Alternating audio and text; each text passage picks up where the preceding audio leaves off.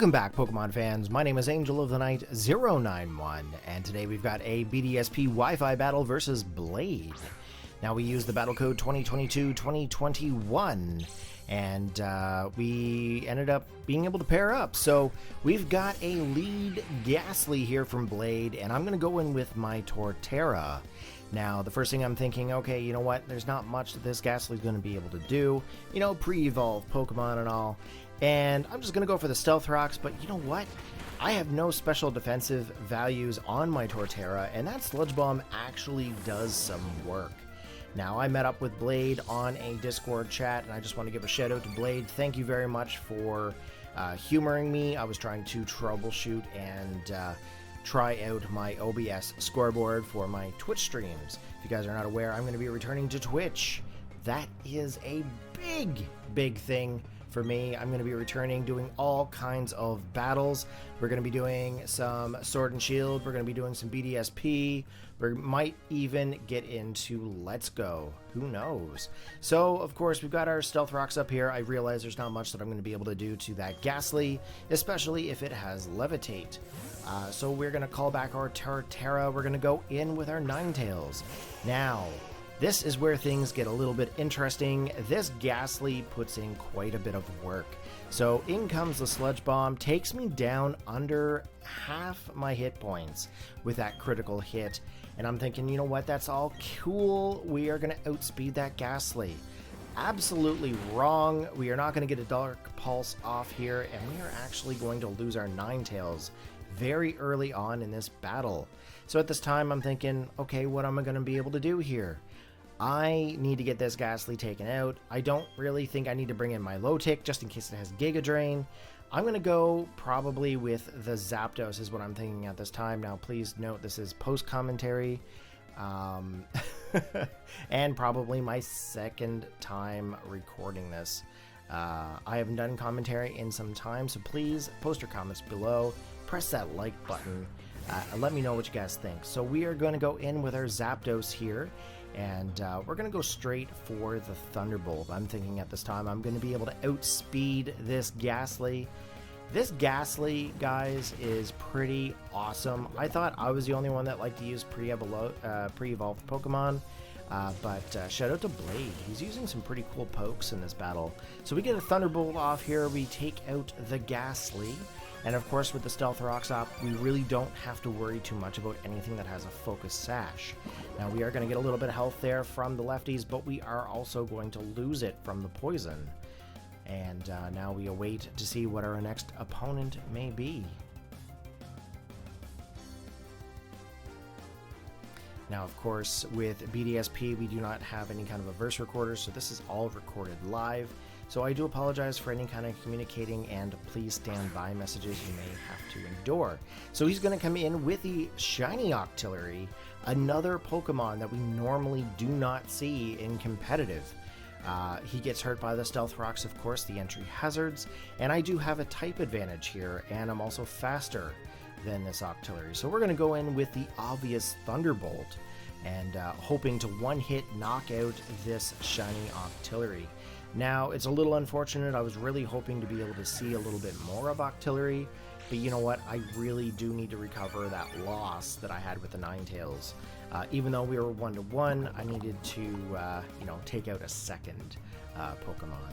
Now, of course, lefties, again, not really going to help us here because we are poisoned. We are losing that health point recovery just as fast as we are losing it.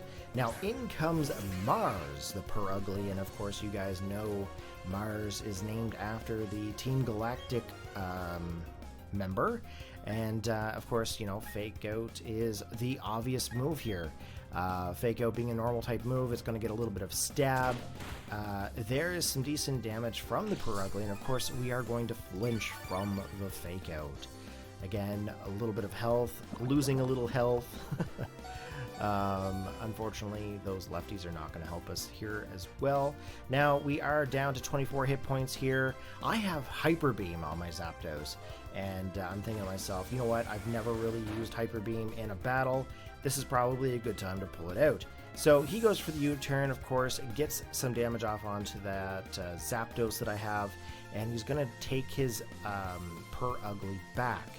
Now, he gets to bring in another Pokemon. That's how U-turn works, of course. So he's going to come in with his Dustox.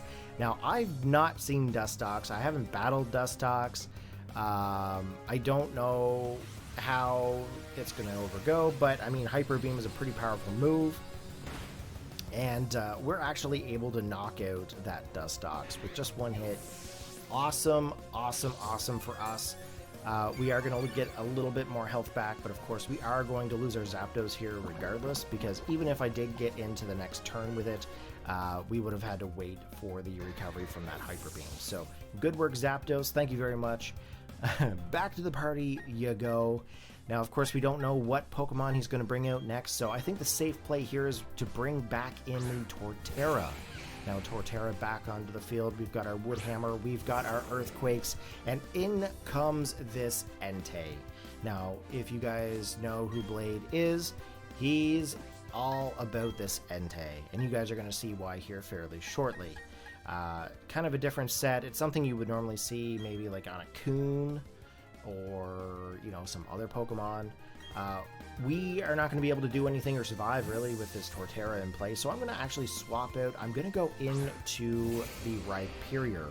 Now, of course, with the Rhyperior, we do have a type advantage. We are going to resist that Flamethrower quite well. The only downside is if we perhaps get a burn from that Flamethrower. I don't think the chances of that are very high, but it is one that I'm going to risk. Now, of course, I have the capability of getting health back with the Rhyperior. Now, this was an anything goes single battle, of course, so I may have some duplicate items on my pokes. Do not shoot me. I try to keep them all separate, but, you know, when you choose random Pokemon, that's just kind of the way the game is played. We get a Calm Minding Entei on the opposite side, raising its special attack and special defense. In comes the Stone Edge, but unfortunately we miss. And that Entei is going to be able to live yet another round. Now, of course, the accuracy onto a Stone Edge is not very high. You do have the opportunity to miss. So, you know, take it with a grain of salt. Yes, you may be able to get it. Yes, you may not. But we do have Earthquake here as a backup. So we're going to go with that Earthquake. We want to be able to get as much damage off onto this thing as possible. In comes the Flamethrower again, and it's going to be able to do a little bit more damage than it did there before. Still not very effective, of course, due to the type advantage. There's the Earthquake, taking him right down into the red zone. And, of course, he's going to be able to survive a little bit here and recover just a little bit more health. And this is where things get interesting. So far it's a Calm Minding Flamethrower Entei. And in comes the next play. I'm going to go for the Earthquake here, and you're going to see why he loves this Entei. This Entei is probably the most discussed in our conversation, outside of the Ghastly. So he's going to go for the rest. That's right, ladies and gentlemen, he's gone for the rest on that Entei, and he's going to regain all of the health back that he had lost in our previous turns. In comes the Earthquake here, and of course Earthquake is going to take him down into the yellow zone. Super effective move, and he's going to start regaining his health back with them lefties. Of course, I too also have lefties. Hopefully it's leftover Chinese food, because that is always delicious if you actually have any leftover Chinese food. I normally do not.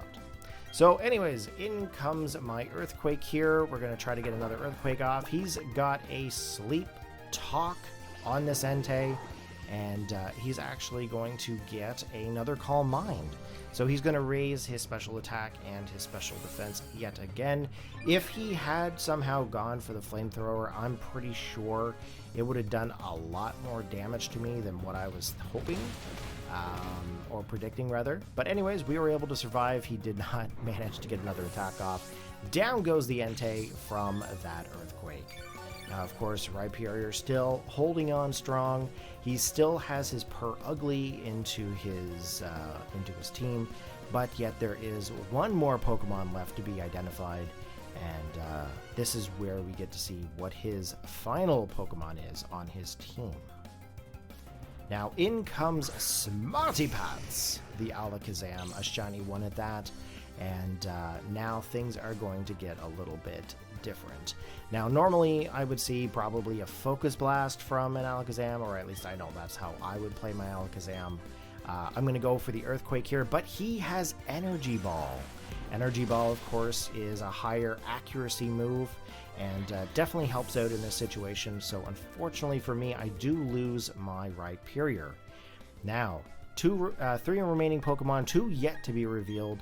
At this time, I decided to go in for the Hitmontop. First thing I think about is the Fake Out, to get some damage off onto that thing, but yet I thought I had Sucker Punch. Unfortunately, I do not have Sucker Punch on my Hitmontop. I don't know why I don't have Sucker Punch, but you know what, that's okay. We do have a Mach Punch. We have a Fake Out coming in, gets the flinch off onto that Alakazam. Of course, it does not have the inner focus. It may have synchronized. So in comes the Mach Punch for the next turn, taking out the Alakazam. Now he is down to one last remaining Pokemon. I still have 3 of mine. So we are in pretty good shape for this battle here.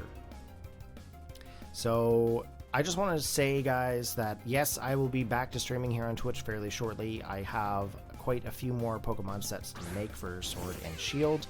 I'm going to be trying to implement my scoreboard live. So these battles here and any battles that you see from here on out are kind of a practice for me to try to utilize my scoreboard using my Elgato Stream Deck and OBS. So if you guys see any kind of flaws in any of the videos, let me know. So Fake Out from the Per Ugly, doing a little bit of damage to that Hitmontop, and of course we are just going to be able to finish it off here with a close combat.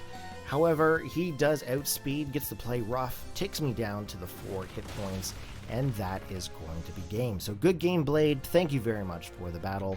Hopefully everybody enjoyed. If you enjoyed the battle there today, go ahead and press the like, post your comments, and as always, hope you guys have a fantastic day. Peace out.